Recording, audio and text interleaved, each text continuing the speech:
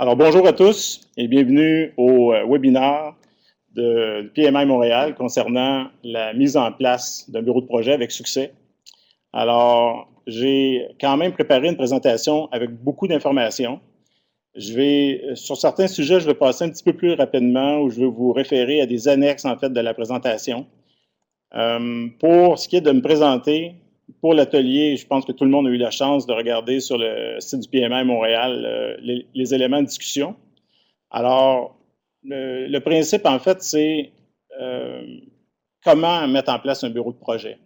Alors, quel type de bureau de projet qu'on veut mettre en place? Est-ce qu'on veut avoir un bureau de projet qui va jusqu'à gérer les gestionnaires de projet ou simplement mettre des méthodologies en place? Une autre chose, c'est que mettre en place un bureau de projet, bien, c'est un projet comme tel. Donc, on va regarder les différentes pratiques de mise en place de bureaux de projet qui sont en vogue. Et parler aussi du temps que ça prend pour mettre en place un bureau de projet. On s'entend que mettre en place un bureau de projet, c'est pas quelque chose qui prend quelques mois. En fait, ça peut prendre jusqu'à 18 mois, c'est-à-dire 1 an et demi jusqu'à mettre tout ça en place. Et évidemment, il y a des pièges qui sont associés à la mise en place du bureau de projet. Alors, on va en discuter ensemble. Alors, pour ce qui est de me présenter, je veux en fait vous enjoindre d'aller voir mon profil sur LinkedIn. Ça va vous donner tous les détails de mes certifications, mes différentes expériences. Mais je vous dirais que les 10-15 dernières années, ma spécialité était justement de mettre en place des bureaux de projet. Entre autres, Aéroport de Montréal, à la Banque nationale, chez Hydro-Québec, à la Ville de Montréal, Standard Life, Cirque du Soleil, Equifax Canada et d'autres organisations. Donc, je vais être en mesure de vous donner quelques exemples, dépendant, quand on va tomber sur les types de bureaux de projet, de vous citer quelques organisations qui ont les différents types de bureaux de projet que je vais vous mentionner. Alors, pour l'heure du jour, introduction, alors mise en place ou la mise en contexte, en fait, sur les bureaux de projet. Il y a une étude que je vous ai mis en annexe qui a été faite par l'UQAM, qui a été présentée en mai 2005. Oui, ça fait quand même un petit bout de temps que ça a été présenté, mais vous allez voir, par rapport aux résultats, c'est pas mal d'actualité, même encore d'actualité au niveau du sujet et des résultats. Je vais vous parler des modèles de bureaux de projet. Alors, c'est sûr qu'un bureau de projet, dépendant du type que vous voulez mettre en place, bien, ça va vous permettre d'avoir une forme de taxonomie des types de bureaux de projet. Ensuite, je vais parler des réflexions et des pièges qui sont reliés à la mise en place d'un bureau de projet et parler un peu d'amélioration continue, entre autres d'OPM3. J'aurais pu prendre un autre modèle, mais c'est sûr que bon, c'est une conférence de PMI, donc je vais parler du modèle de PMI, OPM3. Bien sûr, sur le marché, il y a plein d'autres modèles qui existent pour mettre en place des bureaux de projet, mais je vais vous parler de celui-là. Et on va se garder un petit 15 minutes à la fin pour me permettre de répondre à vos questions. Alors, c'est parti. Alors, pour la mise en contexte sur les bureaux de projet. L'étude de l'UQAM qui a été faite est présentée en fait le 25 mai 2005. On voit un peu qu'au niveau de la démographie, il y a 255 organisations qui avaient participé à l'étude, 143 en fait qui ont répondu effectivement au sondage sur les 255. Puis on voit qu'à peu près 60% des répondants étaient au Canada, 22% aux États-Unis, puis 7,9% en France. Et on voit un peu la démographie que je vous laisse regarder plus en détail. Alors, première question. Alors, d'après vous, quels sont les 3 éléments qui ont été cités le plus souvent pour améliorer le bureau de projet? Alors, je vous demanderais de les noter par ordre, c'est-à-dire lesquels, d'après vous, sont les 3 plus importants. Alors, je vous laisse voter.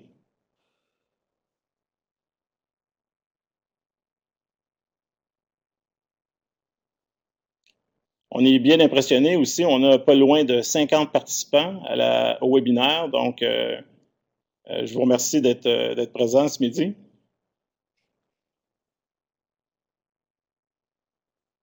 Alors, les résultats rentrent, ça va bien.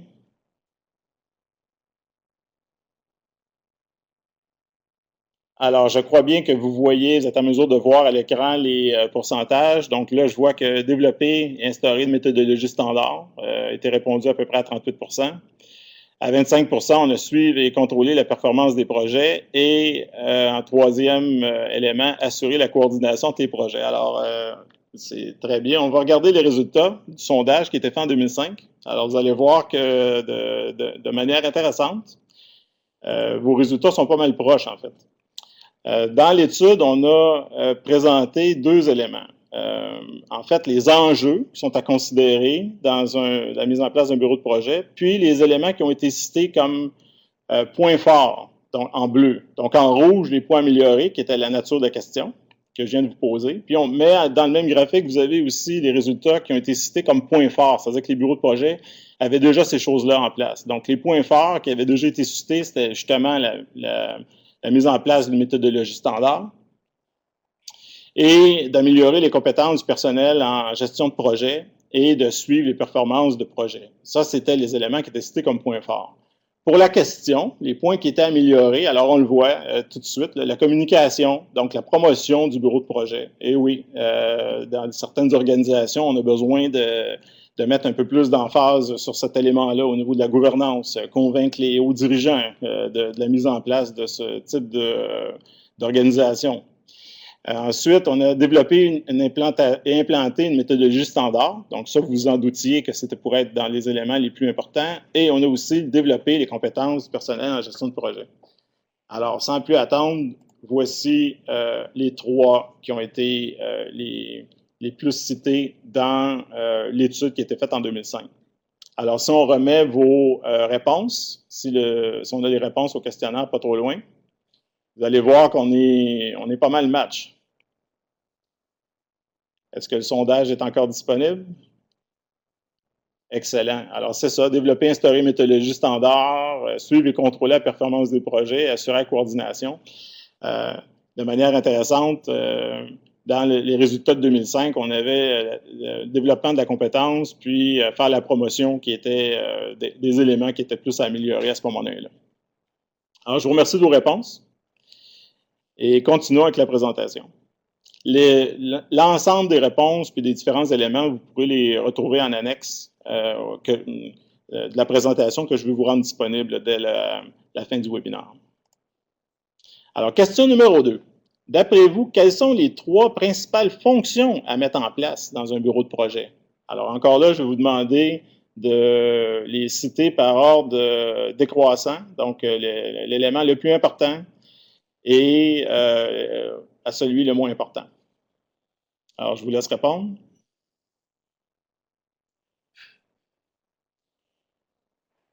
C'est bon, on a toujours 50 participants.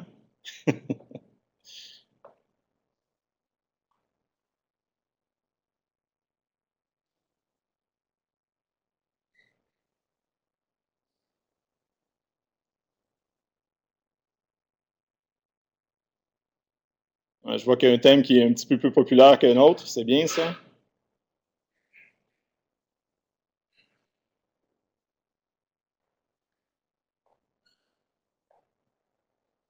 Excellent. Alors, vous devriez voir les résultats. On a développé et implanté une méthodologie standard qui tombe en 86%. À 66%, on a développé les compétences personnelles en gestion de projet et comme troisième élément, assurer la coordination de tes projets. Bien, écoutez, je pense que ça tombe pile là, tombe pile dessus. Regardons les résultats du sondage qui avait été fait en 2005. Alors, développer et implanter une méthodologie standard, apporter du support conseil à la haute direction en matière de projet et assurer la coordination des projets. Alors, vous voyez, le quatrième élément, développer la compétence personnelle en gestion de projet, c'est un élément que vous avez noté un petit peu plus fort. Mais en 2005, on insistait un peu plus sur d'apporter du support conseil à la haute direction au niveau de la gestion de projet. Alors, vous comprenez que quand on a fait l'étude en 2005, puis je pense que c'est encore un sujet d'actualité, c'est pas toujours évident de convaincre la haute direction de mettre en place des bureaux de projet. Alors, c'est sûr que, dépendant des raisons pour lesquelles vous voulez mettre des bureaux de projet en place, ça va être plus ou moins facile, bien sûr. Alors, vous pourrez trouver à l'annexe 1 l'ensemble des résultats. En fait, l'étude est beaucoup plus exhaustive, mais c'est les éléments qui sont ressortis les plus hauts. Alors, continuons avec les modèles de bureaux de projet. Alors, si vous voulez mettre un bureau de projet en place pour une organisation X, on veut choisir, en fait, quel type de bureau de projet qu'on veut mettre en place. Alors, les bureaux de projet, si on part complètement en haut à gauche, en supposant qu'on a une horloge devant nous à 11 heures, on part avec un bureau des urgences de projet. Alors, en fait, si vous n'avez pas de bureau de projet, probablement c'est ça que vous avez. C'est un bureau des urgences, souvent une personne ou quelques personnes qui, écoutez, ils courent à gauche puis à droite pour résoudre les enjeux de projet. Ensuite, on aurait un bureau de support de projet. Aller un peu plus loin, on aurait un bureau de contrôle de projet. Et ensuite, un bureau de gestion de projet, où que là, on va vraiment gérer, choisir les chargés de projet. Et à un niveau de maturité plus élevé, ou dépendant de vos besoins, un bureau de portefeuille de projet ou de programme. Alors, dépendant de la nature, c'est possible que vous gérez seulement un portefeuille ou plusieurs portefeuilles, ou un programme ou plusieurs programmes, mais normalement, pour les grandes organisations, souvent on met en place un bureau pour gérer un portefeuille de plusieurs projets et programmes et des variations de ça. On a aussi un bureau de projet de nature stratégique, c'est-à-dire qu'on va choisir des projets qui, pour l'organisation, sont définitivement stratégiques. Et bureau de projet qui est en fait un amalgame d'un peu, c'est un peu comme si on va à l'épicerie, puis là on choisit différentes fonctions de bureau de projet à travers tout ça que je viens de vous nommer. Alors regardons en détail les différents bureaux de projet. Pour le bureau des urgences, bien là, on se comprend, là, un bureau des urgences, on récupère des projets qui sont en difficulté. Dépassement de coûts, d'échéanciers, on éteint les feux, on est définitivement en mode pompier, on vient en aide immédiatement, on répare des problèmes, on récupère la situation quand cela est possible, puis on fournit aussi ce qu'on appelle un war room, en anglais ou communément une salle de stratégie pour discuter des enjeux de projet. Sinon, on va aller avec un bureau de support. Normalement, puis d'après les réponses que vous avez données en fonction du bref sondage qu'on vient de faire ensemble, la mise en place de pratiques de gestion de projet, normalement, passe par un bureau de support de projet. Donc, on va monter, puis on va donner la formation en gestion de projet, on va accompagner les équipes de projet, on va sélectionner, gérer, puis améliorer tout ce qui est processus de gestion de projet, effectuer la vigie, toutes les nouvelles tendances dans la gestion de projet agile, projet classique, et ainsi de suite. On va prévenir les difficultés, assister le démarrage des projets et améliorer et faire du renforcement là, au niveau de la gestion de projet. Alors ça, ce serait pour le bureau de support de projet.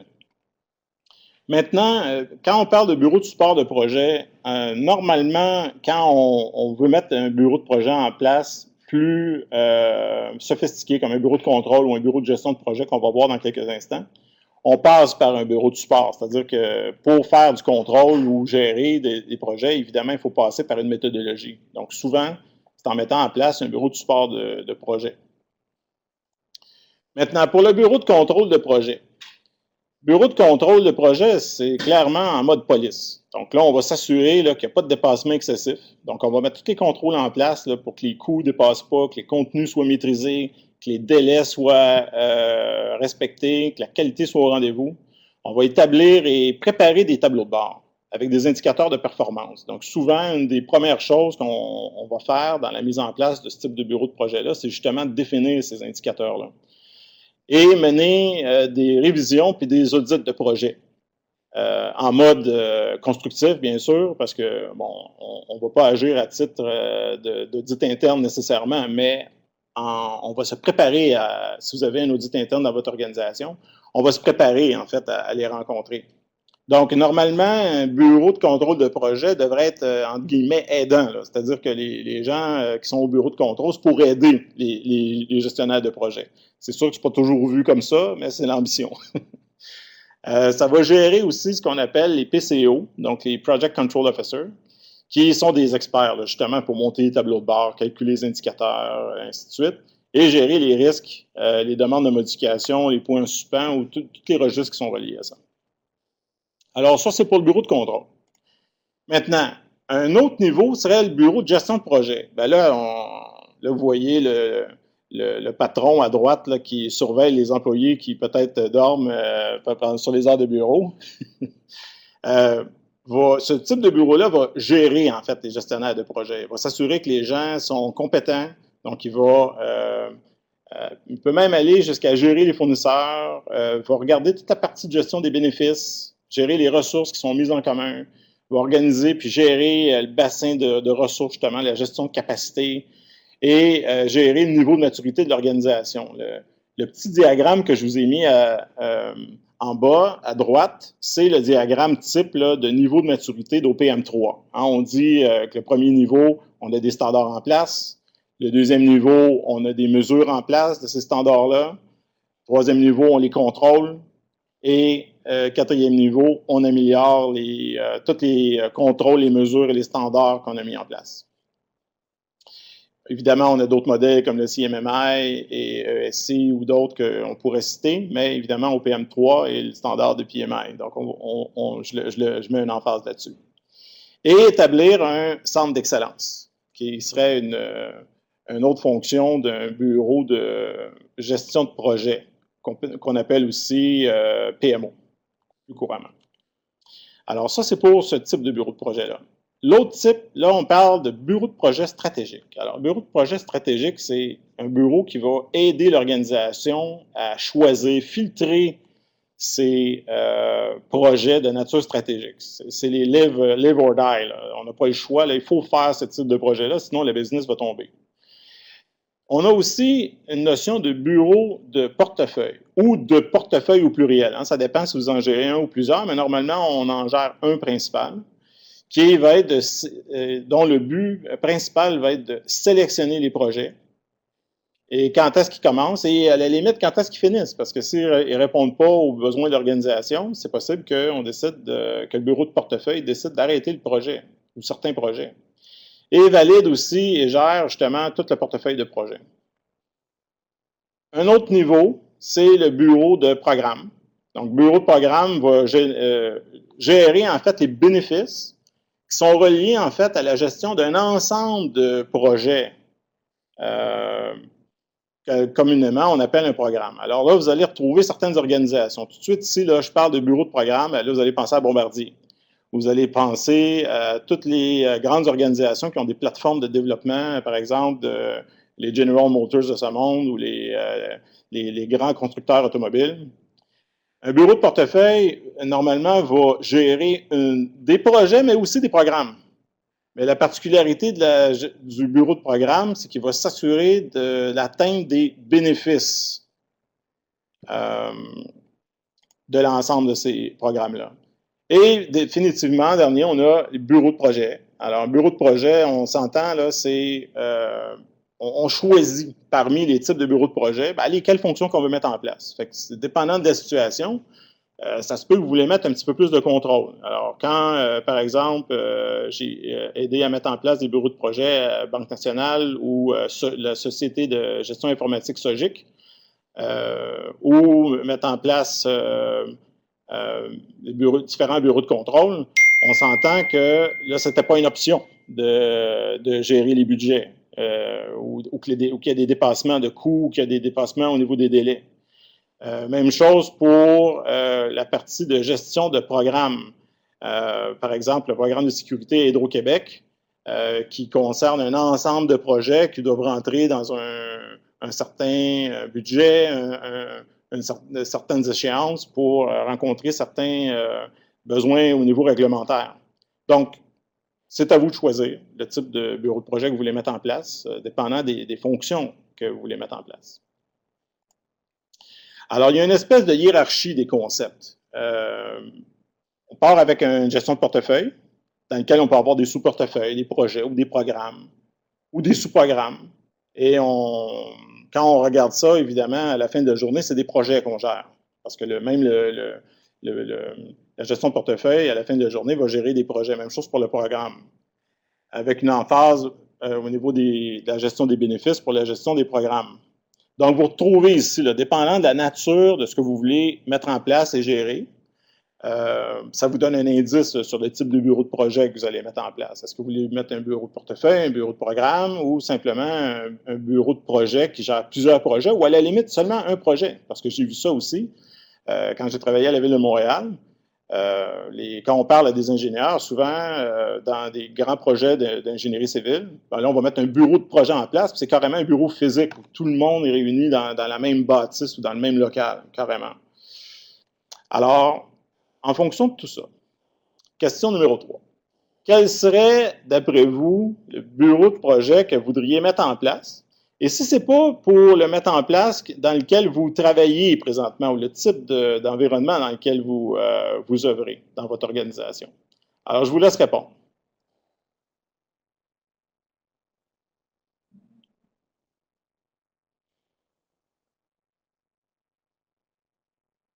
C'est bien, ça rentre beaucoup.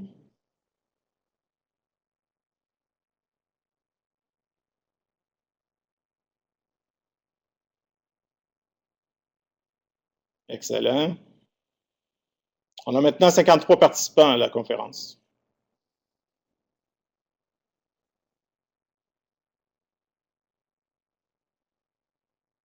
Alors, ça y est, je pense bien que tout le monde a pas mal répondu.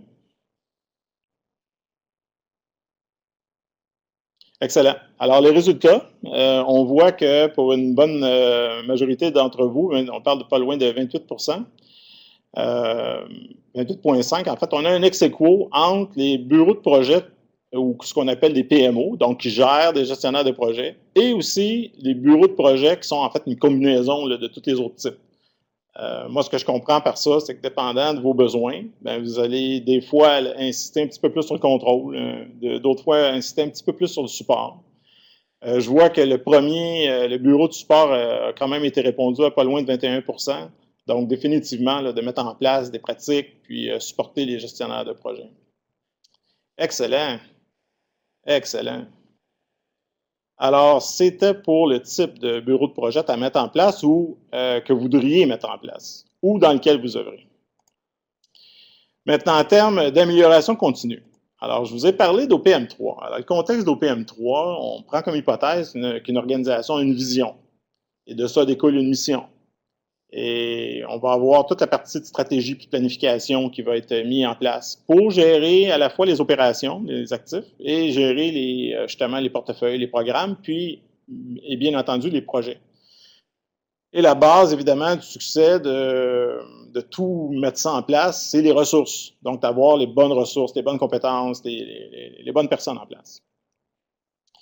Alors, dans ce contexte-là, au PM3, ce qu'il recommande, pour ceux qui ont eu la chance de lire le standard de PMI, parce que vous le savez, quand vous êtes membre du PMI, vous pouvez télécharger tous les standards gratuitement. Ben, enfin, gratuitement, il faut être membre du PMI, mais si vous êtes membre, vous pouvez télécharger tous les standards. Et le standard OPM3 propose les 5 étapes suivantes. Donc, préparer l'évaluation, exécuter l'évaluation, planifier les améliorations, excusez-moi, que vous voulez mettre en place. Donnez-moi juste un instant, je vais prendre une petite gorgée d'eau. C'est bon? Alors, planifier les améliorations que vous voulez mettre en place, réaliser les améliorations et répéter le processus. Si on regarde plus en détail, qu'est-ce que ça implique?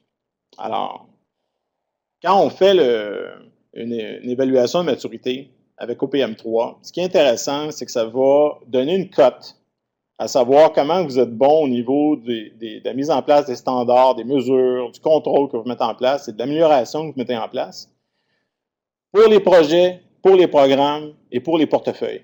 Donc, c'est possible, en fait, comme l'exemple que je vous présente, que, en fait, il y a quelques années, j'ai fait plusieurs évaluations au PM3 et c'est le résultat d'une évaluation que j'ai faite chez un de mes clients que finalement, c'est intéressant. Ils étaient plus matures, en fait, au niveau de la gestion de portefeuille que de la gestion de projet. Et c'est pas surprenant parce que et c'est la beauté d'OPM3, c'est que vous pouvez analyser comment vous êtes fort en gestion de projet, programme et portefeuille, mais de manière indépendante. Comme vous pouvez constater, cette organisation-là ne gérait pas du tout de programme à ce moment-là. Donc, toute la partie de gestion de bénéfices était peut-être moins forte. Par contre, oui, ils avaient une liste des projets, ils sélectionnaient les projets et le contrôle était fait au niveau justement des approbations de projets, du suivi de projets, gestion de capacité des ressources à haut niveau. Mais au niveau des projets, ben oui, on avait des standards, il y avait certaines mesures qui étaient en place, mais le contrôle n'était peut-être pas au rendez-vous, puis tout ce qui a trait à améliorer les choses n'était peut-être pas au rendez-vous non plus. Alors, OPM3 vous permet de vous donner un tableau comme une image, en fait, ou un constat d'où vous êtes rendu au niveau de votre gestion de projet dans votre organisation. Et ça vous permet d'établir des cibles que vous voudriez atteindre en mettant en place un bureau de projet. Comme ici, définitivement, probablement un bureau de projet qui serait de contrôle ou améliorer les mesures ou améliorer le bureau de portefeuille qui est déjà à très haut niveau, qui est déjà au niveau du contrôle, mais on voudrait probablement y aller avec une amélioration continue. Maintenant, mes suggestions au niveau de l'amélioration de projet, là, au niveau de bureau de projet, au niveau générique. Dans les médias, donnez-moi juste un instant, je vais fermer l'écho.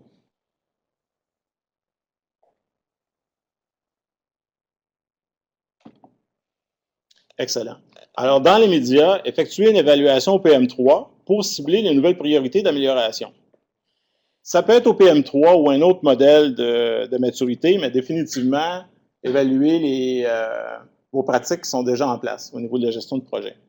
Ensuite, rédiger un plan de projet qui va contenir justement ces améliorations-là, puis les activités correspondantes. Parce que là, on ne se le cache pas. Hein? Mettre en place un bureau de projet, ben c'est un projet. Donc, il faut écrire une charte de projet, puis le gérer comme un projet.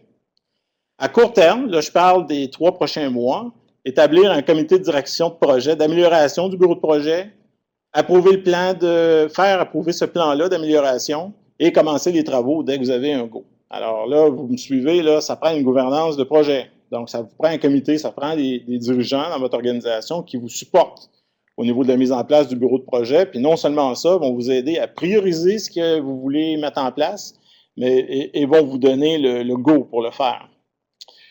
Tout ce que je vous parle comme approche, ce que j'ai mis dans l'encadré en bas, ça s'applique autant pour un nouveau bureau de projet que vous mettez en place ou un bureau de projet que vous avez déjà et que vous voulez améliorer.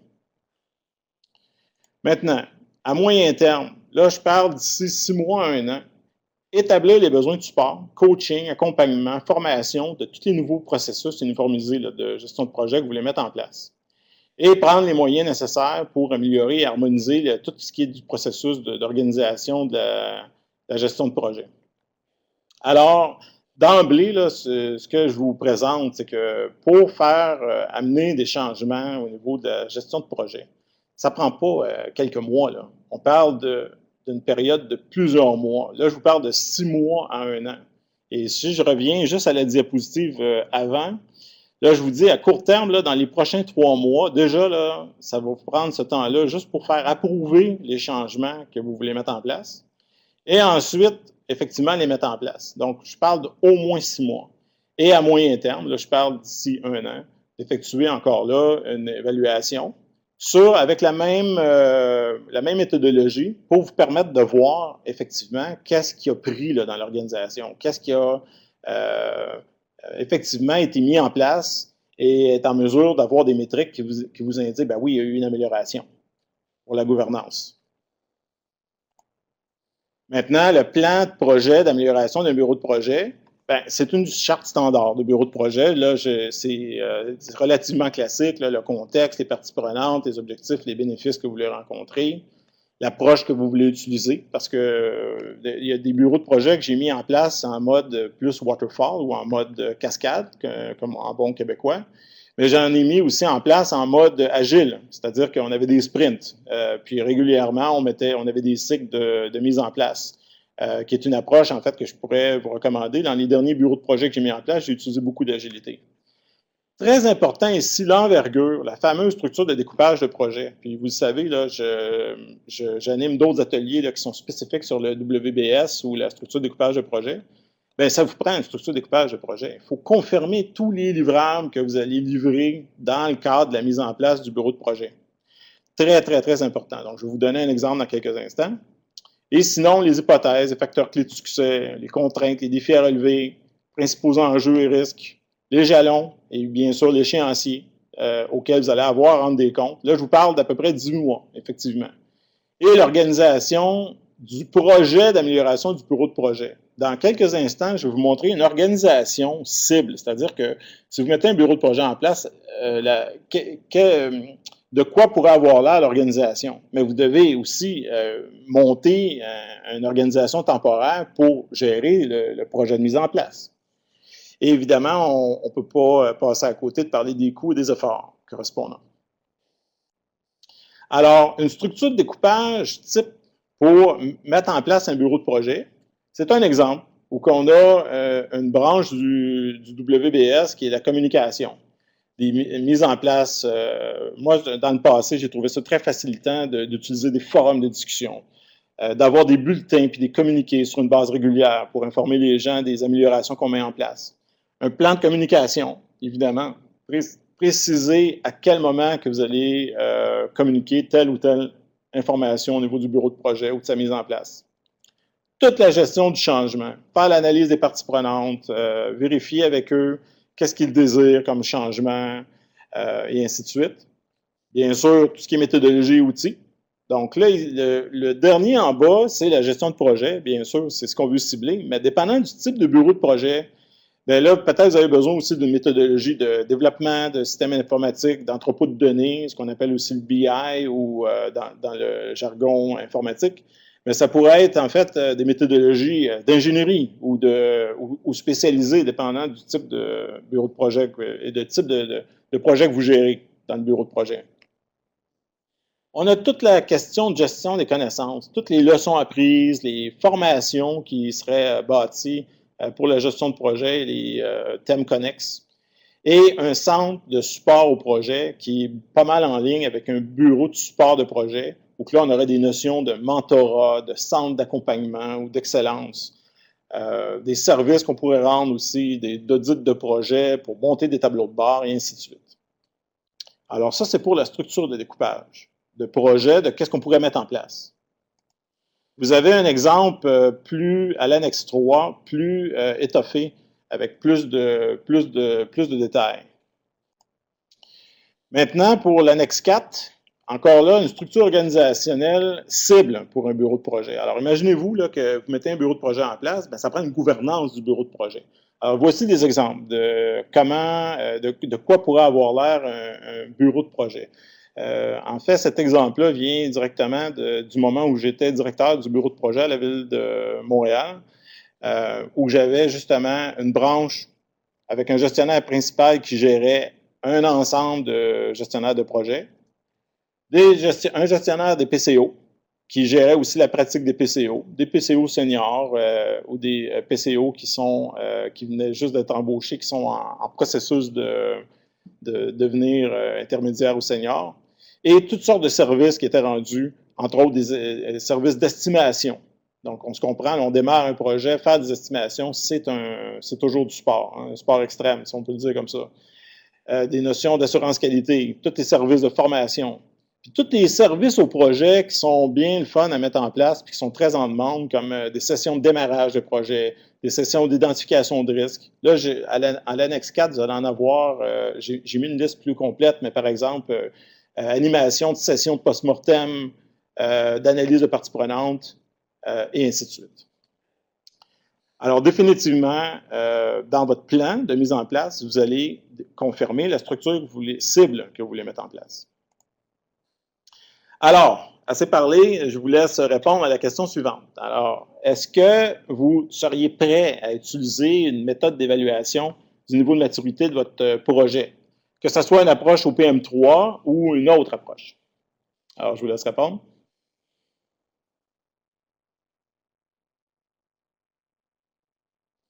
Alors, je vois jusqu'à maintenant que c'est pas mal concluant que oui. On va attendre les résultats finaux.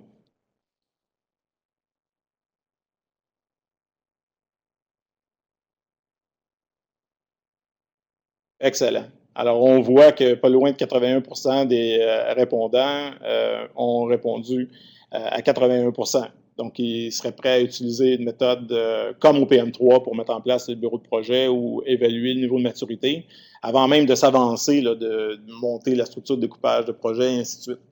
Moi, je peux vous dire que dans le passé, ça m'a beaucoup aidé dans le sens que c'est, en utilisant une méthode, ben, ça permet de donner un portrait objectif de la situation et c'est plus facile au niveau de la gouvernance de faire prendre les décisions.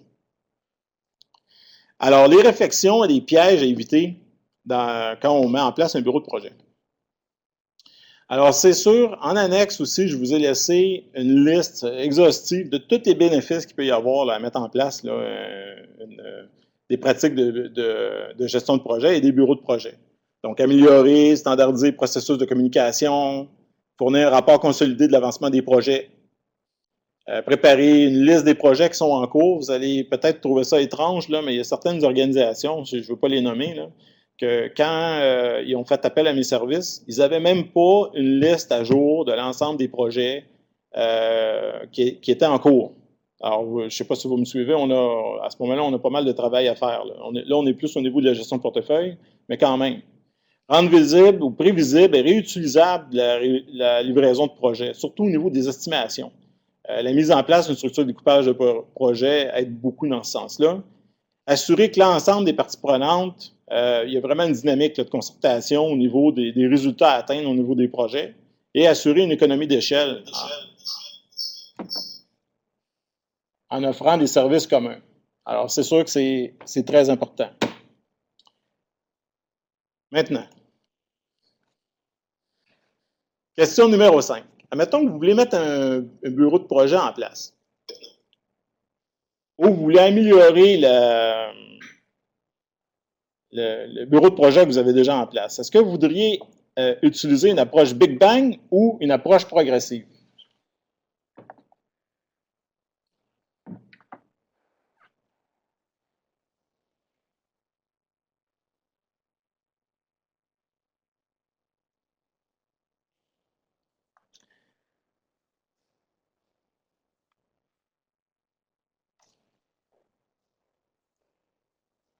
Excellent.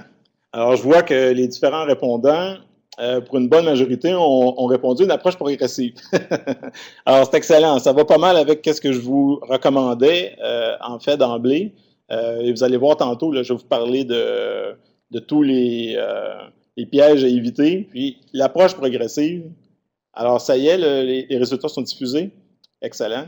Alors, l'approche progressive est définitivement une approche qui est privilégiée dans une bonne majorité des cas, mais ça va peut-être vous surprendre, mais des fois, ça prend l'approche Big Bang.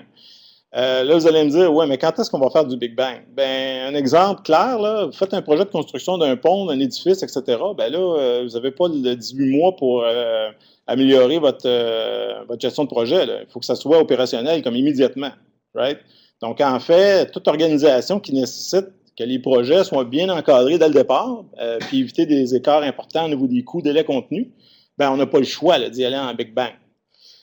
Par contre, l'approche progressive est une approche, évidemment, quand vous avez déjà des pratiques qui sont en place, puis vous ne voulez pas, entre guillemets, brasser la cabane, là, vous voulez y aller en étapes, y aller vraiment de manière formelle là, dans la mise en place du bureau de projet, et vous voulez susciter l'aval de toutes les parties prenantes au niveau des changements, vous n'avez pas le choix, en fait, d'y aller en approche progressive.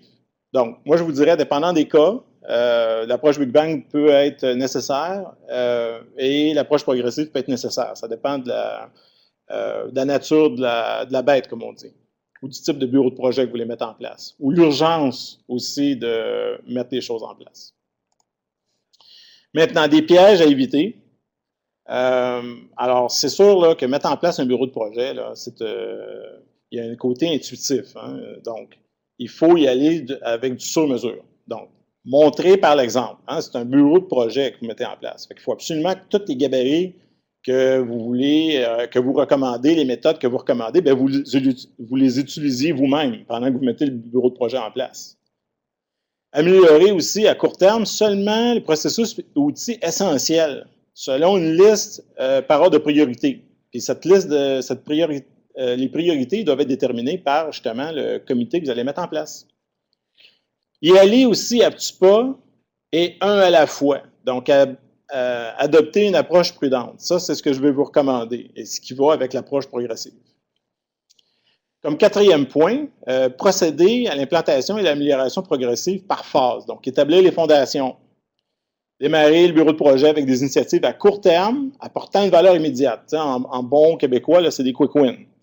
Améliorer le bureau de projet avec des solutions qui vont être utilisées à long terme. Bon, un exemple, ça serait la mise en place d'un rapport d'avancement de projet. Alors, par exemple, les bureaux de projet que j'ai mis en place, c'est une des premières choses, ou à peu près, que je mettais en place. Puis aujourd'hui, je vais faire le tour des bureaux de projet, que j'allais parler au directeur de bureau de projet, des bureaux de projet que j'ai mis en place. Et les rapports d'avancement sont encore en vogue aujourd'hui.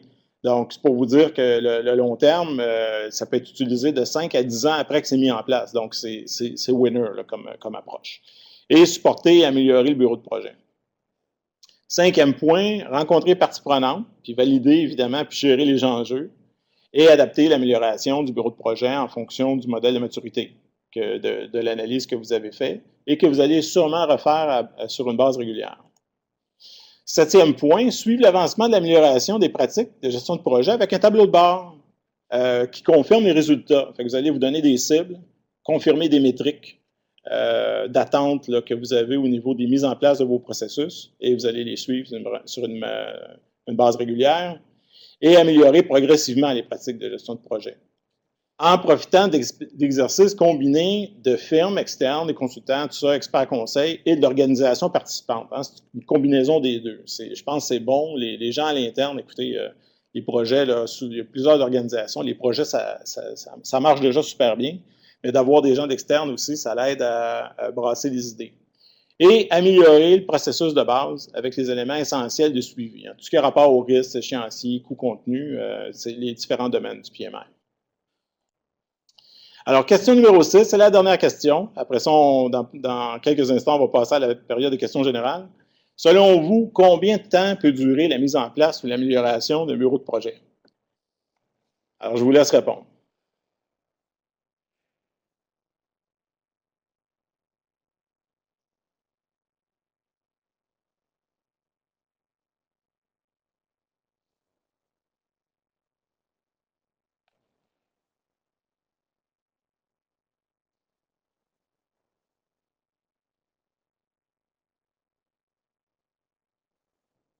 Excellent. Excellent.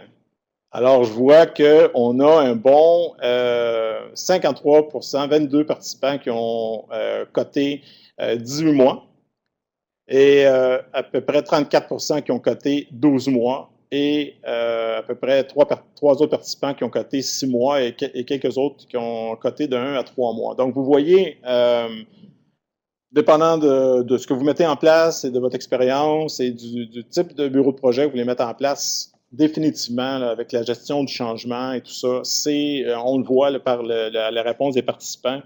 On parle de 12 mois à 18 mois, et moi, je vais vous dire, selon mon expérience, c'est un minimum, ça tourne autour de 18 mois.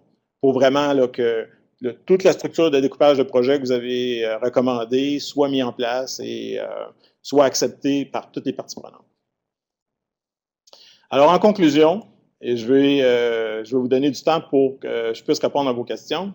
La mise en place d'un bureau de projet, c'est un projet en soi. C'est très important de confirmer le type de bureau de projet que vous voulez mettre en place. Prendre le temps de rédiger un plan de projet de mise en place ou d'amélioration du bureau de projet. Bien définir toutes les fonctions que vous voulez mettre en place ou améliorer. Et ça, définitivement, l'outil, vous le connaissez, c'est la structure de découpage de projet, le WBS. Et selon le type de bureau de projet que vous mettrez en place ou améliorez, bien, décidez comment il va être gouverné. Donc, je vous ai laissé en annexe quelques exemples de structures potentielles du bureau de projet. Et ne pas oublier qu'un projet se met en place à petits pas et ne pas sous-estimer la gestion du changement qui est requise. Là, on parle vraiment là, que de la mise en place peut durer jusqu'à 18 mois. Alors, je vous laisse différentes références. C'est sûr que tout ce que je vous parle ici, ça vient de différents sites et différents éléments que j'ai pu répertorier à travers les années. Bien sûr, il y a tous les autres standards qui sont reliés au PMO, les standards de PMI qui sont tous reliés, entre autres les standards de pratique au niveau de la gestion de portefeuille, de programme, de gestion de projet et ainsi de suite. Et on est déjà rendu à la période de questions. Ah, la vidéo fonctionne maintenant. Excellent. Merci Jean-Pierre. Je ne sais pas si vous m'entendez bien, c'est Luc ici. Euh, donc, pour tous les participants, nous avons disposé la boîte de questions et réponses maintenant à l'écran. On n'a pas pu le faire auparavant. Nous en sommes grandement désolés. On ne voulait pas interrompre la présentation de Jean-Pierre non plus.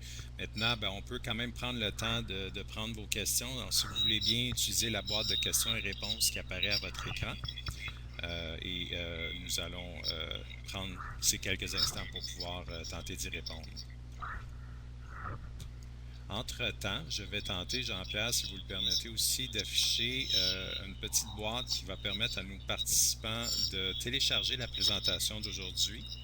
Bien sûr, bien sûr. Elle apparaît en haut à gauche de l'écran. En cliquant sur Présentation PowerPoint, vous serez en mesure de télécharger la copie de la présentation en format PDF de Jean-Pierre. Aussi, on va s'assurer de vous permettre d'avoir une autre information en attendant les questions toujours. Je vais tenter de vous partager le sondage d'appréciation. Lorsque vous allez quitter cette présentation, on va vous demander bien sûr de prendre quelques instants pour pouvoir répondre à ce sondage d'appréciation afin de permettre au PMI et à notre conférencier de prendre note de vos commentaires pour l'amélioration de nos futures présentations. Alors, excellent. Il y a déjà certaines questions qui sont rentrées. Luc, est-ce que tu avais d'autres choses à ajouter? Non, c'est bon. Parfait. Alors, je vais répondre à différentes questions. Alors, Olivier, quels seraient les éléments critiques pour mettre en place un bureau de projet allégé pour une organisation? Ah, très bonne question. Comme je l'expliquais dans ma présentation, que je vais vous rendre disponible, très important de regarder les éléments qui vont avoir un effet, vraiment un quick win, là, des effets qui vont vont avoir un impact immédiat et une amélioration immédiate. Là, on parle ici. Ah, excusez-moi, j'avais pas toute la question affichée. Donc, on parlait ici quels seraient les éléments critiques pour mettre en place un PMO allégé pour une organisation simple et peu nombreuse. Par exemple, un OBNL. Très bien. Alors, pour les pratiques de gestion de projet, ça dépend évidemment de vos besoins. Est-ce que combien de gestionnaires de projet vous avez en place? Est-ce que vous voulez mettre en place, est-ce que pour vous c'est très important que le contrôle soit mis en place? Donc, dépendant des différentes questions et des analyses que vous pourrez faire, c'est sûr que, comme je parlais, les revues d'avancement, les indicateurs de gestion, une pratique standard de gestion de projet. Il y en a plusieurs d'ailleurs qui sont disponibles sur le marché. Là, c'est sûr qu'on a une présentation de PMI, mais il y a aussi le Prince 2 qui fait un très bon travail au niveau de la méthodologie. Donc, ça pourrait être des éléments que vous pourriez regarder. Autre question, Fatima. Est-ce qu'on peut utiliser OPM3 même quand il y a zéro gestion de projet dans l'organisation? Et laissez-moi agrandir la question. Et qu'on part de zéro. Bien oui, c'est sûr que déjà, en utilisant l'OPM3, c'est un guide. Vous avez une série de questions qu'on va vous poser. Alors, automatiquement, en répondant aux questions, ben là, ça vous dit, en fait, ou ça vous recommande ou suggère des choses que vous pourriez mettre en place. Et là, ça serait à vous d'établir une ordre de priorité de ces éléments-là. Alors, prochaine question. Frédéric Duguay. Nous voulons mettre en place un bureau de projet de soutien. Alors, nous avons par contre à faire accepter la méthodologie aux gestionnaires de l'organisation, effectivement. Alors, avez-vous des solutions que nous pourrions utiliser pour mieux propager la méthodologie et ses bénéfices? OK, très bien. Il y a, au niveau de la gestion de la qualité, qui est quand même un domaine important là, de la gestion de projet, entre autres Crosby, on dit que si vous n'avez pas de gestion de qualité en place, peut-être que vous dépensez, sans le savoir, là, vous dépensez peut-être votre organisation 25 à 30 de vos budgets de projet à réparer des problèmes, des bugs, ou à corriger des choses, ou à rectifier le tir. Et si, par contre, vous avez des bonnes pratiques de gestion de projet et de qualité, en fait, vous allez peut-être dépenser jusqu'à 3 à 5 Fait que où je veux en venir, là, c'est qu'il existe des métriques dans le marché qui confirment que la mise en place d'un bureau de projet est définitivement un bénéfice pour l'organisation. Donc, ça serait de chercher, en fait, ces éléments-là au niveau statistique sont disponibles sur le marché, qui pourraient vous donner un coup de main là, pour aider la haute direction à prendre la décision au niveau de la mise en place de pratiques de gestion de projet ou de gestion de qualité. Alors, Élie, avez-vous des références ou avez-vous déjà implanté un PMO pour une compagnie de gestion de projet en construction? Pas en construction, mais en ingénierie civile, donc à la Ville de Montréal. J'ai eu affaire donc à travailler avec les Texul de ce monde, les SNC-Lavalin, Dessau-Soprin et compagnie. Donc, c'est sûr que ces organisations-là ont déjà leur bureau de projet, ou ont déjà leur pratique. Et en plus, ils ont même des bureaux d'ingénierie, ils ont même des pratiques spécialisées au niveau justement de la construction. Puis comme vous le savez, le thème n'est pas sur les outils, mais des outils comme MS Project sont très utilisés, mais quand on travaille plus avec la construction, c'est plus des outils comme Primavera, qui ont différents modules qui permettent justement de bâtir les WBS, puis même des modules qui permettent de faire des estimations pour les constructions, par rapport aux matériaux, par rapport aux différents types de métiers. Donc, c'est peut-être une ligne dans laquelle vous pourriez vous diriger. Une autre question. OK. Je voyais que votre question, en fait, était comme en deux parties. On parlait d'un bureau de support, bureau de contrôle, bureau de coordination pour plusieurs projets de construction. Définitivement. Alors, si vous gérez plusieurs projets, fort probablement, et surtout en construction, vous allez bénéficier probablement d'un bureau de contrôle où vraiment vous avez un tableau de bord avec des indicateurs. Vous allez sûrement avoir des PCO, des gens spécialisés, des techniciens de projet pour chacun des projets, pour tout collecter les informations, puis les monter dans les tableaux de bord et faire le suivi. Alors, Nabil, avez-vous des outils à recommander pour le tableau de bord de projet? Ah ben là, c'est sûr, la réponse classique, c'est avec Excel, des tableaux croisés dynamiques. Je vous dirais que les outils, en fait, qui sont sur le marché, c'est infini. Hein. Vous allez sur Internet, là, vous allez avoir une liste là, infinie d'outils. Mais le punch, là, c'est pas tant les outils que confirmer vos indicateurs de gestion, confirmer comment vous allez les calculer, qui va les calculer, et la mise en place de ces indicateurs-là. Parce que mettre en place des indicateurs de gestion, bon, c'est sûr, avec PMI, on parle du SPI, du CPI, ou en français, le indicateur de performance de coût, indicateur de performance de délai. Déjà, mettre ça en place, pour ceux qui ont déjà mis ce type de pratique-là en place, ben ça peut prendre jusqu'à 1 an, où que là, les gens comprennent comment ça marche, sont capables de l'utiliser avec efficience. Puis là, je ne parle pas juste des gestionnaires de projet, je parle des gens qui sont à la gouvernance du bureau de projet et qui reçoivent le tableau de bord, ils reçoivent les résultats et sont en mesure d'interpréter les résultats. Alors là, évidemment, on déborde du sujet, là, je pourrais vous faire un webinaire juste là-dessus, mais définitivement, là, avec des tableaux de bord et des mises en place d'indicateurs de gestion. Prochaine question, Nathalie. Alors, bien qu'il en existe plusieurs, avez-vous des livres de référence à nous recommander pour la mise en place d'un nouveau bureau de projet et pour la méthode d'évaluation au PM3? Alors, c'est sûr, pour OPM3, il ne faut pas aller de midi à 14 heures, il faut aller télécharger le standard d'OPM3 du PMI. Donc, déjà, c'est la référence, surtout si vous désirez faire une certification OPM3 ou du moins connaître la pratique d'amélioration continue. Donc, le standard de PMI direct. Sinon, pour la mise en place de bureaux de projet, dans la nomenclature, effectivement, il y a plusieurs auteurs, dans ma présentation, je vous ai mis quelques références intéressantes, entre autres CMMI, ESI, qui peuvent être très intéressants aussi en termes d'approche. Et mon Dieu, on a plusieurs autres questions. C'est bien, c'est bien. Alors, Fatima, ce n'est qu'une question, mais plutôt un constat. La place où est positionné le bureau de projet peut tout changer dans sa légitimité et le poids. Je trouve que c'est le plus grand défi à rencontrer. Je suis tout à fait d'accord avec ça, parce que souvent, un bureau de projet, on va souvent le mettre en dessous du département de la finance. Bon, OK, on gère l'argent, donc c'est comme une logique là, que ça l'aide à gérer la bourse de l'organisation. Mais j'ai vu des bureaux de projet qui, donc, mettons, on a le président de l'organisation, là, on a des niveaux de VP. Ben, j'ai déjà vu un bureau de projet qui est à un niveau de VP ou qui est complètement indépendant des autres organisations.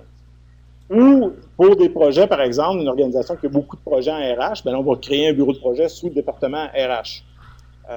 C'est sûr qu'idéalement, avoir une indépendance au niveau de l'organisation, c'est-à-dire que vous soyez en direct report au niveau de la présidence ou d'une vice-présidence, c'est l'idéal. Mais effectivement, dans les organisations, souvent, on a les bureaux de projet qui est sous l'informatique ou la finance. Et même des fois, on a la finance, l'informatique et le bureau de projet. Ah, parfait. Alors, je vais pouvoir répondre. On m'indique que je peux encore répondre à une autre question. Alors, allons-y. Bonjour. Est-ce que le nombre de gestionnaires de projet dans une organisation est un critère pour mettre en place un bureau de projet? Si oui, quel est le nombre minimum? Bon, en fait, c'est pas tant le nombre de gestionnaires de projet que est-ce que vous en avez besoin d'un bureau de projet? Parce que c'est pas parce que vous avez des gestionnaires de projet qu'automatiquement, OK, on va mettre en place un bureau de projet. Souvent, ce qui va faire prendre la décision de mettre un bureau de projet en place, c'est qu'il y a des écarts importants. On dépasse les coûts. Les gens, on n'est pas en mesure de réutiliser qu'est-ce qu'un autre gestionnaire de projet a fait. Alors, le fait de mettre une pratique standard en place, d'avoir des outils ou des indicateurs qui permettent d'avoir des comparables, c'est-à-dire que quand on a les informations de projet qui montent dans les tableaux de bord, ben, au moins, on a des comparatifs. On est en mesure au niveau de la gouvernance, avoir une meilleure compréhension et une meilleure gestion au niveau des projets pour l'organisation. Alors, ça m'a fait grandement plaisir d'animer le webinaire. Je crois que Luc ou Gabriel va prendre la relève à ce moment-là ici. Alors, ça m'a fait extrêmement plaisir. Et n'hésitez pas, si vous avez des questions, dans ma présentation, à la fin, j'ai laissé mes coordonnées. Alors, vous êtes bienvenus sur LinkedIn ou autrement, m'envoyer un courriel. Ça me fait plaisir de répondre à vos questions.